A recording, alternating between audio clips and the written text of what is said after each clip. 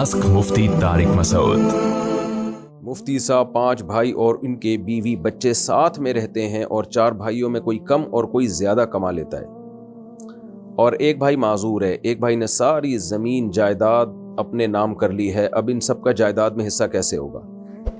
देखें, चारों भाई जब साथ रहते हैं और मुश्तरका कमाते हैं तो अगर कारोबार भी एक है तो फिर कोई कम कोई ज़्यादा कमाए तो भी सब उसमें मुश्तरक ही होते हैं। जब तकसीम होगा तो बराबर बराबर होगा।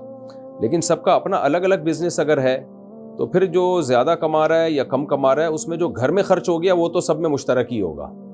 लेकिन सब ने अलग अलग कोई प्रॉपर्टी अपने पैसों से बनाई है तो वो उसकी होगी।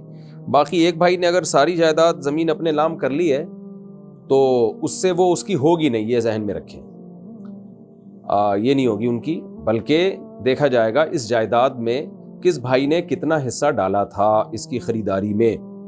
यानी बड़े भाई ने अगर मिसाल के तौर पर यह काम किया है तो देखा जाएगा कि बाकी भाइयों का इसमें कितना शेयर था, कितना उनकी पार्टिसिपेट किया था या कितना ताउन किया था, तो हर शख्स उसमें उनके साथ शरीक होगा। और अगर ये अब्बा का बिजनेस था जिसमें सारे भाई मुश्तरका तौर पर कारोबार कर रहे हैं तो फिर तो इसमें बहनों का भी हिस्सा होगा।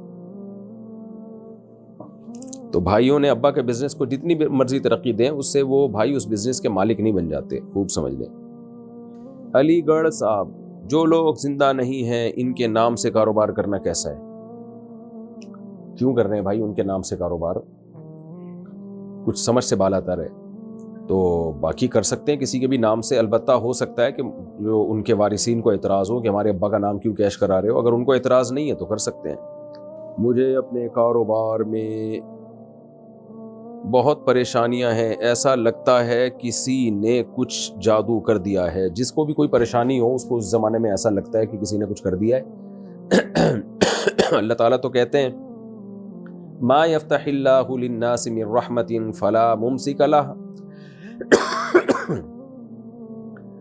मा यफ्तहिल्लाहु लिन्नासि मिन रहमतिन फला मुमसिका लहा व मा युमसिक फला मुरसिला लहु मिन बादी।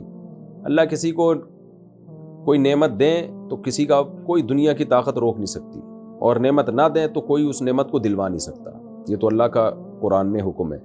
तो अब ये इन चीज़ों में पड़े रहना बंदिश है। भाई मेहनत करो, कारोबार तलाश करो। कारोबार में पैसा नहीं मिल रहा तो मुलाजमत करो, सबको थोड़ी कारोबार में पैसा मिलेगा। तो कारोबार को तरजीह दी है शरीयत ने, लेकिन हर एक थोड़ी करेगा। कारोबार भी लोगों का जब ही चलता है जब उनको मुलाजिम तो मिले। तो कुछ को अल्लाह कारोबार करवाएगा, कुछ को मुलाजमत से रोज़ी देगा। तो जिस तरह भी मुमकिन हो मेहनत करें, दुआएं करें। मैं भी दिल से दुआ करता हूँ अल्लाह ताला आपको कुशादा रिज़्क़ हलाल नसीब फरमाए। बाकी इन चक्रों में नहीं पड़े और आमिल वामिल के पास चले गए वो तो और उल्लू बना देगा।